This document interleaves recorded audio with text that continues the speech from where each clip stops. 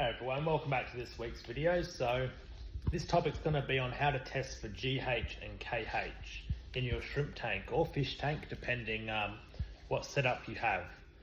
So this is really important. It tells you what your water parameters are. So in a shrimp sense, GH gives you your general hardness and KH gives you your carbonate hardness. So KH with combinations of pH. So if your KH is high, your pH will drift up. So if you change your KH, your pH will obviously change as well. So they're sort of tied. So if you're running Neocaridina, you want a higher pH, about 7.5. So your KH, you want about 3 to 4. But inversely, for B shrimp, you don't want any KH because you want the pH nice and low.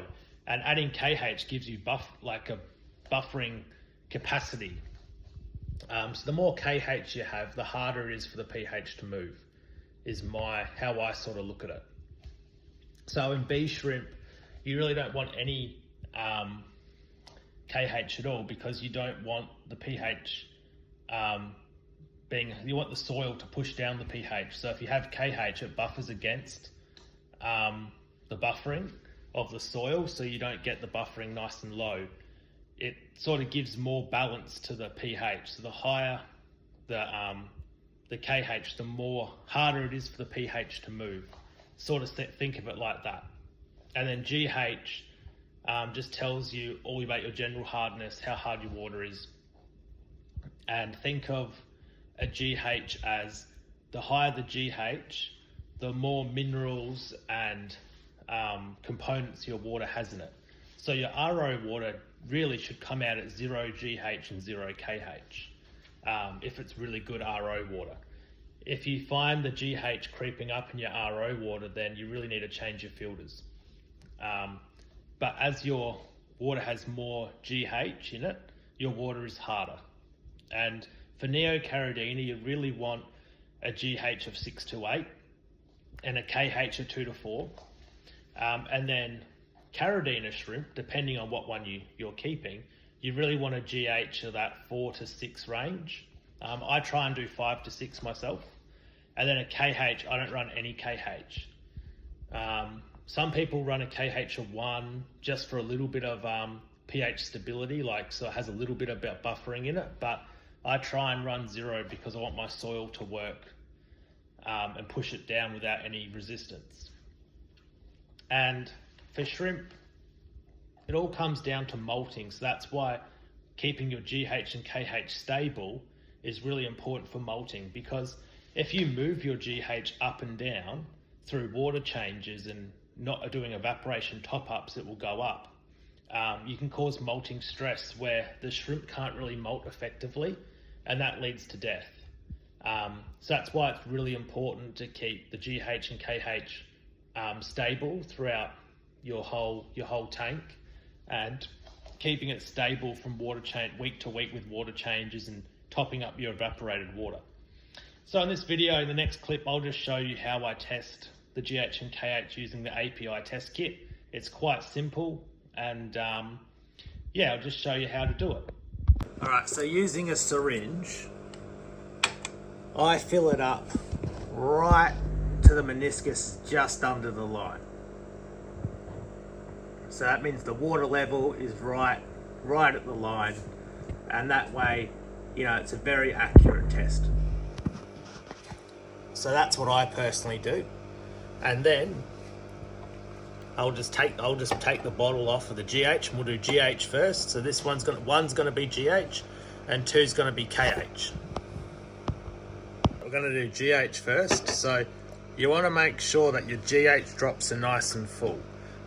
You don't want half drops. So after every one, I invert it, and this will go from brown to green. So that's 1 drop, 2 drop,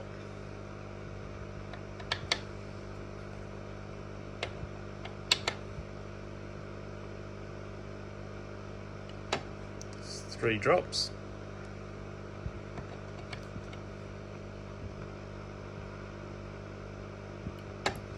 4 drops,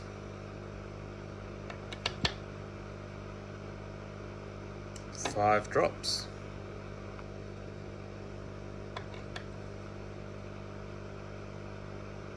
6 drops.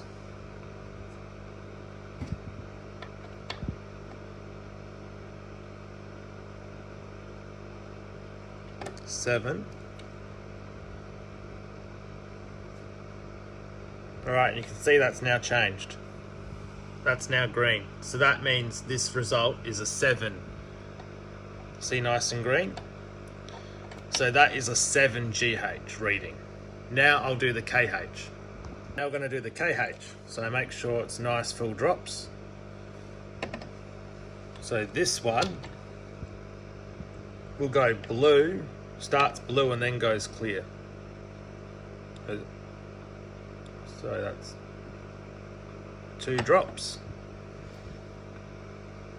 Alright. See, it's slightly gone off blue, so that's 2, so it should change on the 3rd drop here.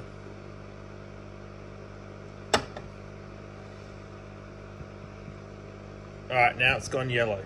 So it's changed. So you can clearly see it's yellow. So it goes from blue to yellow. This goes from brown to green. So this is 3 and this is a 7. So that's how I check all my water for GH and KH.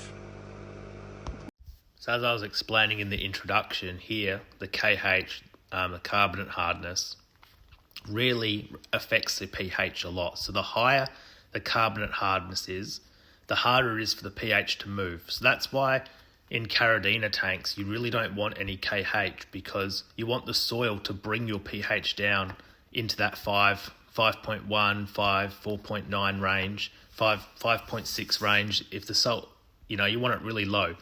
As the soil gets older, it has less buffering capacity, so it can't bring the pHs low. So if you have KH in the water, you're going to destroy your soil much faster. Inversely though, with Neocaridina, you want a very high pH, so you need more KH to make that happen. So that's why for Neocaridina you use GH-KH mineral, and for Caridina you use GH only mineral, because you don't want any supplemental KH at all. Just thought I'd explain this here with a little bit of a clip. So GH really measures the mineral content in your water. Mostly calcium, magnesium, because that's what's in the remineralizer that you use. So GH, KH, like salty shrimp or shrimp king or whatever mineralizer you use, it's mostly made up of those 2 minerals. And what they do is they give the ability for the shrimp to have good solid malts. So if you keep those in the 6 to 8 range, which is optimal, you'll get really good malts, because you'll have just enough to get a good shell, but not enough for it to have over mineralization where the shell's too hard, and too low, which means the shell's too weak and doesn't break and molt properly. So that's why it's really, really important to keep your GH really stable. Because if you keep swinging the GH week to week with your water changes, eventually you're going to get failed molts, and you're going to get the white ring of death, which is where the shrimp tries to molt out of the shell but gets stuck, or it cracks in the wrong spot and it doesn't have enough force to break free of the molt. So that's why it's really important that you really monitor your GH during the water change and make sure the water matches your new water, and do evaporation top-ups, because it can really lead to molding problems, and sometimes it's quite difficult to treat.